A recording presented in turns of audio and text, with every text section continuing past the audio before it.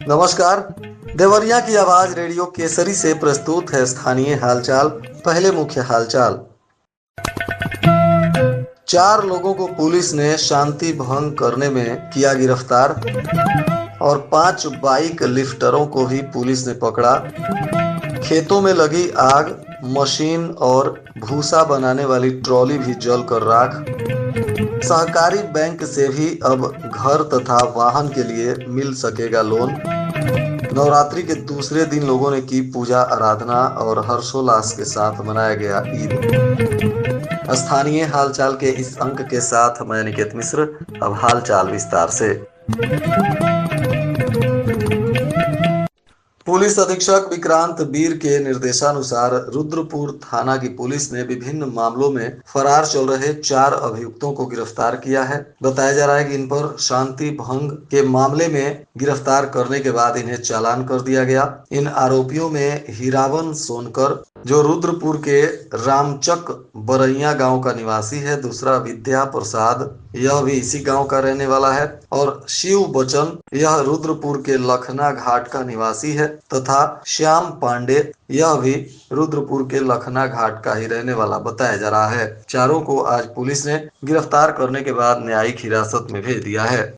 Barhaj police को bike लिफ्टरों के खिलाफ बड़ी कामयाबी मिली है। पुलिस ने 5 बाइक लिफ्टरों को विभिन्न स्थानों से गिरफ्तार किया है। उनकी निशानदेही पर एक बाइक भी बरामद की गई है। मुकदमा दर्ज कर 5 लिफ्टरों को जेल भी भेज दिया गया। बताया जा रहा है कि भलुअनी के बैकुंठपुर निवासी श्री राम प्रसाद पुत्र हरिशंकर का ई रिक्शा मिर्जापुर चौराहे के निकट से बदमाशों ने छीन लिया था। ग्राम नदुआ में बाइक छीनने की भी घटना हुई थी। दोनों मामलों में बाइक लिफ्टरों की तलाश पुलिस कर रही थी। इसी बीच कुछ संदिग्ध लोगों के बारे में सूचना मिली, जिस पर पुलिस ने कार्रवाई करते हुए एक व्यक्ति को हिरासत में लिया, तो आरोपी ने अपना गुनाह स्वीकार किया। उसके निशानदेही पर ग्राम नदुआ से चोरी की मोटरसाइकिल बरामद की गई। पकड़ा गया आरोपी राहुल यादव पुत्र अशोक यादव थाना सुरौली के कन्हौली गाँव का निवासी बताया जा रहा है। दूसरा आरोपी प्रिंस उपाध्याय, यह नदुआ का रहने वाला है। तीसरा रोहित यादव,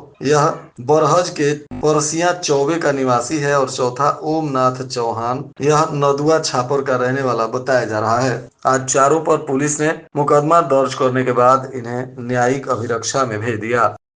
सुरौली थाना क्षेत्र के बडीहा अली में भूसा बनाने वाली रीपर मशीन से निकली चिंगारी ने गेहूं की फसल में आग लगा दी। मौके पर पहुंची अग्निशमन टीम के प्रयास से किसी तरह आग पर काबू पाया जा सका।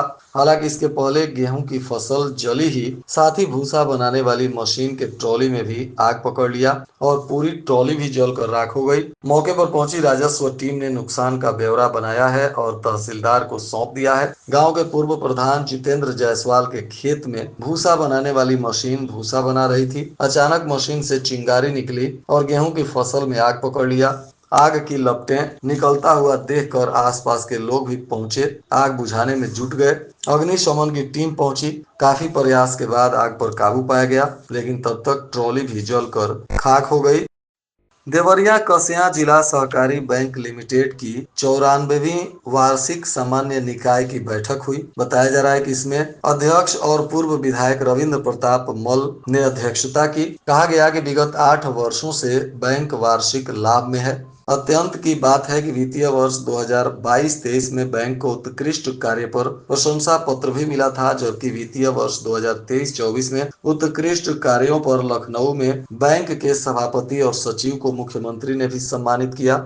अध्यक्ष रविंद्र प्रताप मल ने कहा कि बैंक 119 वर्षों से लगातार कार्यरत है। विगत 8 वर्षों से बैंक वार्षिक लाभ में है। वित्तीय वर्ष 22-23 में बैंक को उत्कृष्ट कार्य के लिए प्रशंसा पत्र मिला था। बैंक की तरफ से अब बताया गया है कि यह बैंक लोगों को गृह लोन और वाहन लोन देने की सुविधा भी शुरू कर रहा है, जिससे अब इस बैंक के उपभोक्ताओं को काफी फायदा होगा।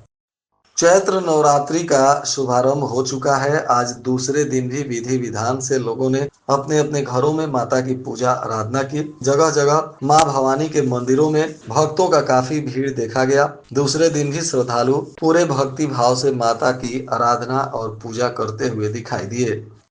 वहीं पूरे जनपद में धूमधाम से लोगों ने ईद का त्योहार मनाया। मुसलमान भाइयों ने एक दूसरे को सेवई खिलाकर ईद की बधाई और शुभकामनाएं दी। बहुत क्षेत्रों में गणमान्य लोग और जनप्रतिनिधियों ने भी एक दूसरे के घर जाकर ईद की सेवई खाई, साथ ही ईद का मुबारकबाद दिया गया। इस अवसर पर जिला प्रशासन ने भी सुरक्षा के व्यापक इंतजाम किए थे। जगह जगह दंडाधिकारी और पुलिस बल की तैनाती की गई थी। पुलिस अधीक्षक और जिला पदाधिकारी भी पूरे दिन सुरक्षा व्यवस्था को लेकर मॉनिटरिंग करते रहे ताकि शांतिपूर्ण तरीके से त्योहार को संपन्न कराया जा सके। लोगों ने मस्जिदों और ईदगाहों में नमाज अदा करते हुए एक दूसरे को ईद की बधाइयां देनी शुरू कर दी। पूरे दिन ईद को लेकर क्षेत्र में चहल पहल भी देखा गया। यूपी एसटीएफ के डिप्टी एसपी और एनकाउंटर स्पेशलिस्ट के नाम से चर्चित धर्मेश कुमार शाही मुख्तार अंसारी के शार्प शूटर अनुज कनौजिया का झारखंड के जमशेदपुर में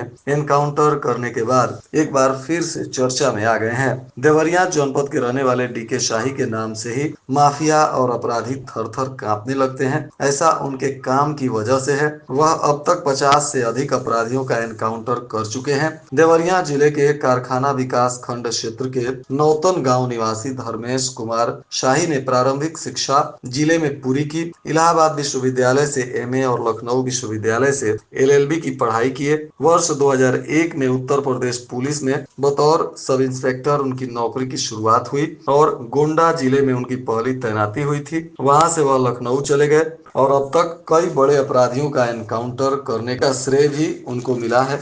एक बार फिर से बड़े अपराधी का एनकाउंटर किए हैं, जिसके बाद उनकी चर्चा जनपद ही नहीं बल्कि पूरे प्रदेश में हो रही है।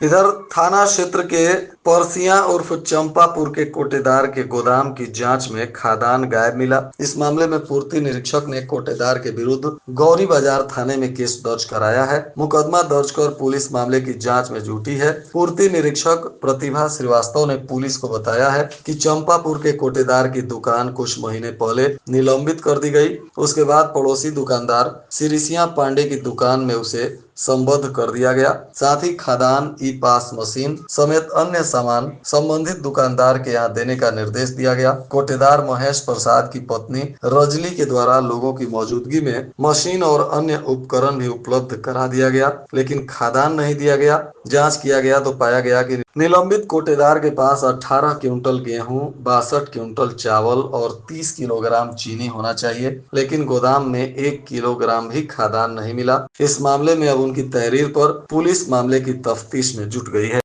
चकबंदी के विरुद्ध किसानों ने पिपरा बिटुल गांव में महापंचायत का आयोजन किया, जिसमें उन्होंने चकबंदी प्रक्रिया को रोकने और किसानों की समस्याओं के समाधान की मांग की। किसानों ने एक स्वर में कहा कि ग्राम सभा पिपरा बिटुल का पूर्व में चकबंदी हो गया है, अब इस गांव को चकबंदी की आवश्यकता नहीं है। अब वर्ष 2014 में गांव चकबंदी के लिए चिन्हित हुआ, तभी से ग्राम वासियों के द्वारा चकबंदी का विरोध किया जा रहा है। गांव के पूरब के तरफ छोटी गंडक नदी बहती है तथा उसके बाद रेलवे लाइन के लिए कुछ जमीन अधिग्रहित हो गई है। गांव के उत्तर दिशा में पड़ुआ नाला बहता है। यदि उस गांव में पुनः चकबंदी होता है तो गांव के गरीब किसानों का अधिक से अधिक नुकसान होगा तथा चकबंदी अधिकारियों के द्वारा धन उगाही की जाएगी। और आज के मौसम का तापमान देवरिया में न्यूनतम 22 डिग्री सेल्सियस और अधिकतम 34 डिग्री सेल्सियस रहने की संभावना है। अंत में मुख्य हालचाल एक बार फिर। 4 लोगों को पुलिस ने शांति भंग करने में किया गिरफ्तार और 5 बाइक लिफ्टरों को भी पुलिस ने पकड़ा। खेतों में लगी आग, मशीन और भूसा बनाने वाली ट्रॉली भी जलकर राख। सहकारी बैंक से भी अब घर तथा वाहन के लिए मिल सकेगा लोन। नवरात्रि के दूसरे दिन लोगों ने की पूजा आराधना और हर्षोल्लास के साथ मनाया गया ईद। इसके साथ ही रेडियो केसरी से प्रसारित स्थानीय हालचाल का यह अंक समाप्त हुआ। नमस्कार।